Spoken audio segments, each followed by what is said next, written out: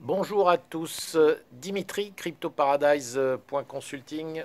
Je vous retrouve en ce lundi 9 octobre, lundi 12 octobre pour la transcription en français de la dernière intervention d'Alex Mashinsky, les AMA du vendredi, c'est-à-dire du vendredi 9 octobre, vendredi dernier. Voilà ce qui s'est dit en introduction avant la série des questions-réponses de tous les vendredis que fait Alex, donc le fondateur de Celsius. Alors, d'abord, il a évidemment parlé des nouveaux records. L'application Celsius a désormais plus d'1,5 milliard de dollars en assets under management, ce qui, je veux dire, ça a dépassé 1 milliard il y a tout juste 2 mois, donc ça va quand même très très vite. Il y a 186 000 inscrits. Donc voilà, on est à des plus hauts historiques chez Celsius. Alors ensuite, il a voulu aborder des sujets plus généraux, comme il le fait toujours, un petit peu macro. Alors USA, il a voulu parler des débats qui ont lieu aux États-Unis, évidemment, pré-élection présidentielle. Alors, ce qu'il a voulu rappeler, Alex, c'est que les États-Unis, qui sont vus par le reste du monde comme le pays le plus riche du monde, ne sont pas du tout en fait les plus riches, ce sont juste les plus dépensiers de la planète, ce qui n'est pas du tout pareil. Donc il a rappelé qu'on a inventé aux États-Unis tout un tas de jours fériés. Il a donné comme exemple le Valentine's Day, hein, le jour de la Saint-Valentin, qui est une pure invention commerciale et qui n'a qu'un seul objectif, c'est de vous faire lâcher et chauffer la carte de crédit sur laquelle évidemment les Américains payent des taux d'intérêt très très élevés. Alors les Américains, pas que évidemment, mais c'est vrai qu'aux États-Unis, le principe de l'ultra-consommation est poussé à son paroxysme par rapport aux autres pays de la planète qui sont quand même en général plus raisonnables. Donc il rappelle qu'en faisant tout cela, c'est vous qui devenez l'esclave de votre dette. Et c'est pas du tout l'inverse. Vous êtes l'esclave de votre dette.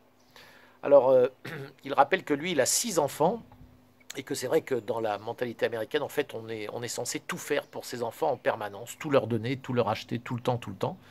Alors lui, il a une vision qui est un petit peu, alors même si clairement il est quand même très très aisé et qu'il vit très très bien, hein, Alex Mashinsky, mais lui, bon, il vient d'Ukraine et c'est vrai que j'ai eu l'occasion de le voir dans d'autres vidéos où il explique qu'il est quand même, il a une approche beaucoup plus, on va dire, conservatrice de la chose et c'est pas, il n'est pas dans dans ce délire américain qui est de absolument tout lâcher pour ses enfants, mais que les enfants doivent grandir un petit peu de façon autonome. Alors ensuite, il est passé sur Wall Street. Je ne sais pas si c'est un site que vous connaissez. Wall Street, c'est un site internet tenu par un intervenant qui vient d'ailleurs très souvent chez Max Kaiser et qui s'appelle, alors je ne sais plus son prénom, mais qui s'appelle Wolf et qui tient des statistiques sur son site. Sur ce site, on voit la dette des consommateurs américaines qui est à 4 trillions de dollars, la dette étudiante qui est à plus de 1,6 trillion de dollars. Un trillion, c'est 1000 milliards. Il rappelle que la FDIC, qui est le système d'assurance de tous les comptes américains, hein, comme en Europe, vous le savez, en France, on a une assurance de 100 000 euros par compte bancaire. Aux États-Unis, ils ont la FDIC, qui est le Federal Insurance, et qui est supposé assurer donc tous les déposants américains contre des faillites bancaires.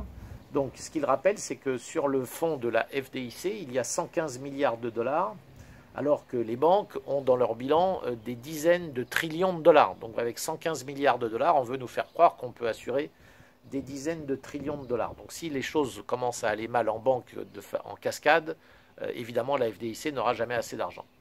Alors, il a d'ailleurs rappelé qu'à chaque fois que les banques étaient dans des problématiques de liquidité, comme on l'a vu en 2008, jamais on a fait appel à la FDIC pour venir les secourir. C'est toujours et encore le contribuable qui est à qui on demande de mettre la main à la poche pour secourir les banques. Pour lui, c'est très clair, ça va recommencer. En 2008, il y a eu 860 milliards qui ont dû être ponctionnés aux contribuables. C'était rien du tout, c'était un petit entraînement. Ce qui va arriver maintenant, c'est des trillions et des trillions de dollars qu'on va demander aux contribuables de payer. Alors, il rappelle que si on regarde les graphiques de la balance des banques centrales, on assiste tout simplement à la destruction pure et simple de toutes les monnaies, le dollar, l'euro, le franc suisse, le yen. Donc comme toutes les monnaies sont dévaluées en même temps, on ne s'en rend pas vraiment compte, puisque en général on les apprécie en fonction l'une de l'autre. Mais comme elles sont toutes dans la même direction, évidemment, on s'en rend moins compte. Par contre, il rappelle que le fait aujourd'hui de dépenser à tout va, c'est une hérésie, qu'il vaut vraiment mieux mettre de l'argent de côté, et évidemment dans des actifs qui sont hors dollar. Ce que vous pouvez évidemment faire chez Celsius. Et il rappelle par exemple que si vous achetez une voiture, vous le savez, vous achetez une voiture neuve, lorsque vous sortez du garage avec votre voiture neuve, elle a immédiatement perdu entre 20 et 30% de sa valeur, instantanément. Donc acheter des choses, c'est pas du tout quelque chose de très intelligent pour votre épargne, évidemment. Alors, pour lui, les gens font pas les maths correctement. Lorsqu'on voit des comparatifs de ce que propose Celsius et de ce que vous trouvez comme taux d'intérêt sur certaines applications DeFi, évidemment, chez certaines, on va peut-être trouver mieux que chez Celsius, mais on oublie toujours de mettre en parallèle tous les frais engendrés par ce que vous faites sur ces applications. Des frais de retrait, des frais très variés qui, à la fin, peuvent ponctionner. Lorsque vous retirez, on va vous prendre aussi des frais de transaction, donc des commissions, etc., que chez Celsius, on ne prend jamais. Donc il faut bien, quand on fait les maths et qu'on regarde tout ça, il faut bien regarder sur des longues durées la véritable différence de rémunération entre l'un et l'autre. Alors, il y a aujourd'hui des sites internet qui vous permettent d'acheter tous les mois des sommes identiques et de les investir dans des crypto-assets qui peuvent être des bitcoins ou qui peuvent être autre chose. Et ça, c'est quelque chose d'assez intelligent. Et c'est d'ailleurs une des façons d'investir qui est très intelligente. Je ferai une vidéo là-dessus cette semaine sur les 3 façons d'investir. Mais il y en a une très clairement qui est, si vous le faisiez depuis plusieurs années, ça aurait été très très profitable. C'est tous les mois ou toutes les semaines, enfin une période à intervalle très régulier, je mets strictement, rigoureusement la même somme en dollars que je convertis en bitcoin. Et bien sûr, certains mois je vais en avoir plus, certains mois je vais en avoir moins, mais si vous faites ça de manière régulière, vous lissez vos investissements de manière très intelligente. Alors il rappelle que chez Celsius, vous pouvez toujours emprunter à 1% de taux d'intérêt, ce qui est quand même un taux exceptionnel, 1% de taux d'intérêt en y mettant bien sûr 4 fois le collatéral en crypto-monnaie. Pas de panique en ce qui concerne le sel qui, lorsqu'il sera à 1,50 $, oui, il y aura 25 millions de sel qui vont être libérés pour le management, mais il rappelle qu'il y a des contrats qui ont été signés, il y a des engagements qui ont été pris, notamment au niveau du senior management chez Celsius. Ils ne vont pas toucher à leur sel pendant 3 ans, même lorsque ces sels seront libérés, ce qui n'est pas encore le cas. Il faudra qu'ils soient à 1,50 $ pendant 10 jours de suite pour qu'ils soient libérés pour le management. Donc à peu près tout le monde chez Celsius, quasiment, s'est engagé à minimum les garder pendant 1 an et ne pas y toucher, lorsque ce sera libéré. Donc l'idée qu'il y ait, dès lors que ça va toucher 1,50 $, une espèce de revente massive de sel et ce qui fera chuter le prix, ne tient pas la route.